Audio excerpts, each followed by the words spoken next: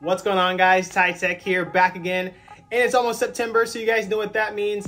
iPhone fever has officially began, and Apple kicked off iPhone fever with a bang with WWDC just a few days ago, where they unveiled iOS 18, which is going to be unveiled alongside the iPhone 16 models in September, and with reports of some of the new hardware changes that are going to be coming to the iPhone 16. This is gearing up to be a very, very big year for Apple and us as consumers. So I have gone ahead and taken the liberty of downloading iOS 18 Developer Beta 1 to my iPhone 15 Pro Max. So today I'm going to go over 25 features and changes that I have found in iOS 18. But before we take a look at the features and changes that are going to be coming to iOS 18, I'm your host, Ty Tech. Welcome to the channel, guys.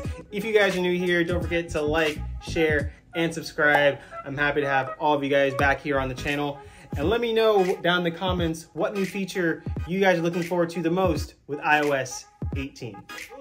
Now, a little disclaimer before we start, I am a part of the Apple Developer Beta program, which is how I am able to download the iOS 18 Developer Beta 1. So if you guys would like to become a part of Apple's beta program, I will leave a link in the description below where you guys can sign up for free.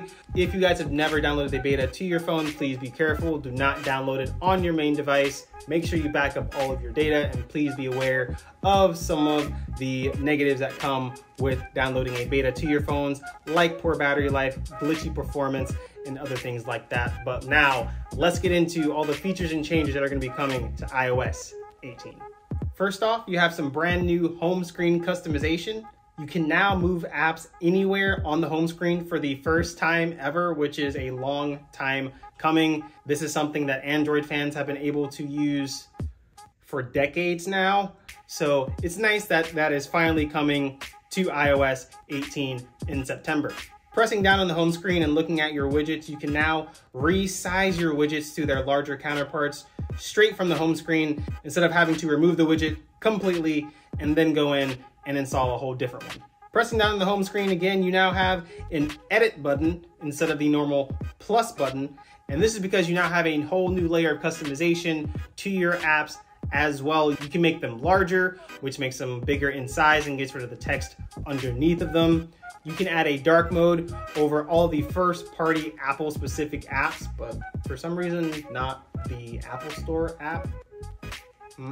You can also tint the color of all of your apps to any specific color you want. So now if you want to make all of your apps pink, go for it. We also have some brand new widgets this year in iOS 18. Under fitness, there is now a new training load widget, which I will get to in a moment.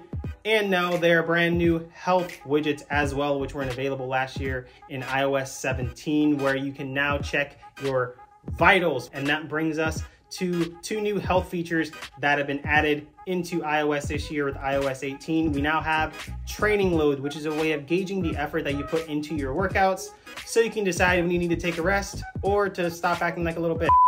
And in health, we now have vitals, which is a collection of measurements of vital signs like heart and respiratory rate, temperature, etc., which are all taken by your smartwatch while you guys are sleeping, and short changes are shown to signal when things are changing with your body, either upwards or downwards. Now, one of the biggest features that have been brought to iOS 18 this year is the ability to lock and hide apps. Now, this can be done to almost any app that is on your iPhone. Simply press down and hold on the app, and then you'll have an option to lock with Face ID. It will give you the option to lock or hide, or you can do both if you would like.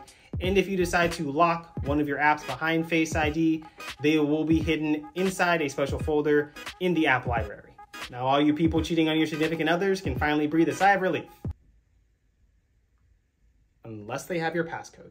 Some apps also got some redesigns this year in iOS 18, especially the calculator app. Specifically for me, this is the biggest change that we've ever seen to the calculator app. We finally have a backspace button.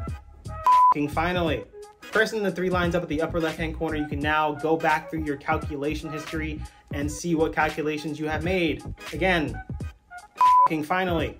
But the biggest changes to the calculator app come from this button down at the bottom left-hand corner. You now have a bunch of modes that you can go through, including a whole scientific calculator for us to use now. So now we can go through more complex equations using just our iPhones. You now have math notes where you can type in equations entirely and they will solve themselves in real time for you guys. And there is now the conversion calculator. So now you can convert anything from currencies, measurements, data, fuel, literally almost any metric that you guys can think of. You guys can now convert that in iOS 18 with the calculator app. Heading into messages, we can see the first signs of RCS being implemented into iMessage, as now you can see the SMS icon being set on the thread of Android users that you do text. I have not been able to find any other signs of RCS being worked into iOS 18, such as the option for having read receipts or texting indicators with Android users. I haven't found anything like that yet, but that is the first sign that RCS has been implemented into iOS 18, at least for me. Text responses are now in full definition in iOS 18 instead of these simple gray text responses. And that is because you guys can now respond to text messages with tapbacks, any emoji or sticker that you guys have saved inside your iPhone. So now you guys have available all the emojis to respond to text messages for anyone. In iMessage, you can now add effects and different fonts to specific words or phrases in order to convey a stronger emotion or message to the person that you're communicating with. You now have the option to send scheduled text messages with send later. So now you guys can actually schedule text messages to send to a particular person on a particular day at a certain time. You cannot schedule continuous text messages to be sent to a particular person, like some kind of stalker or something, but you can schedule simple text messages to people for the next day or anything like that. Bringing down the control center, we finally have a virtual power button for the iPhone. I don't know why it took so long to finally have a virtual button for power inside of iOS instead of a stupid button sequence. I don't know why it's taken this long to have a virtual power button inside of iOS instead of a stupid button sequence. But this is Apple we're talking about, so here we are. Your chosen control center toggles are now circular in shape instead of the usual square that we've seen in iOS. You can resize and customize your control center widgets in a similar scale to your home screen as well. You can lay your chosen control center widgets in any place you want. So now you have full creative control over the customization layout of your home screen now in iOS 18. And if you swipe up, you now have more information and more pages for controls for specific apps like Apple Music, home controls, and then finally your system control toggles. And you can now add brand new control center toggles right from your control center instead of having to go all the way into your settings like in previous iOS versions. Heading into the settings, we have a small change now here. As you guys can see, the term Apple ID has been replaced with Apple Account. So now apparently Apple is starting to phase out the term Apple ID for Apple Account. So a very subtle change there in iOS 18. Tapping on the new Apple Account tab, you now have a sign in with Apple tab where you guys can see the list of apps or app services that you've used your Apple account or Apple ID to sign in with. Tapping on the iCloud tab, you now have a completely new UI, which is much easier to read in my opinion. You now have a brand new icon at the top right to show if you are a subscriber to iCloud Plus, which obviously I am. And it does give you a lot more information than it really did before. Like if you tap on iCloud Photos, you now get an option to review the photos and videos that you have set in your iCloud, like screenshots, duplicates, and other nonsense videos. So now we finally have the freedom to go into our iCloud photos and see which sort of nonsense photos are taking up all of our iCloud space. Going back to the main screen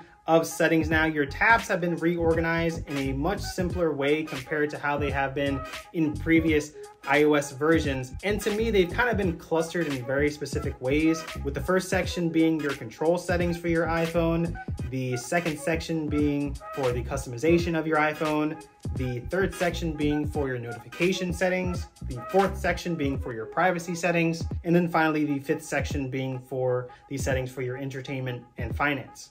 And now these settings for your downloaded apps have a dedicated folder for them where they are listed in alphabetical order for you guys, which will make them way easier and simpler to find instead of just having them sprawled out in alphabetical order on the main screen of the settings menu. Now looking at some of the new settings we have in iOS 18, under the battery tab, going to charging, you now have charging limit intervals to help maintain the health of your battery over time. Previously, you can only limit the charging limit to 80%. Now in iOS 18, you can now have a charging limit anywhere from 80 to 100% in 5% intervals. However, my personal favorite feature that's been brought to iOS 18 is the addition of eye tracking underneath the accessibility options. This is an amazing feature that Apple brought into iOS 18. Essentially, it will allow those who are paralyzed from the neck down to control and select options and interact with their iPhone just by using their eyes. It starts by tracking your eye movement across the screen with these different colored dots.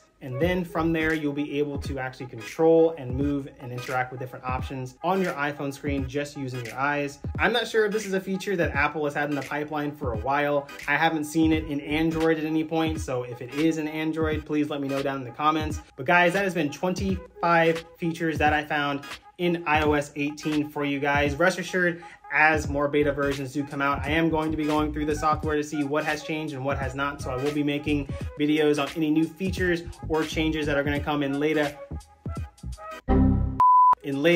beta versions. So if you guys don't want to miss out on any of those features or changes coming in iOS 18, make sure you hit that like button, make sure you hit that subscribe button, and hit that bell icon so you never miss out on any future videos. But it's time for me to say salutations and goodbye. If you guys enjoyed the video, don't forget to like, share, and subscribe, and comment down below what feature you're looking forward to most in iOS 18. But this has been Ty Tech, guys. Thank you guys for watching, and I will see you guys on the next one. Later. What's going on, guys? Ty Tech here. Thank you guys for watching. If you liked the video and would like to check out more, go ahead and check out some of my other videos that should be floating around the screen right now. Thank you guys for watching, and I'll see you guys in the next one. Later.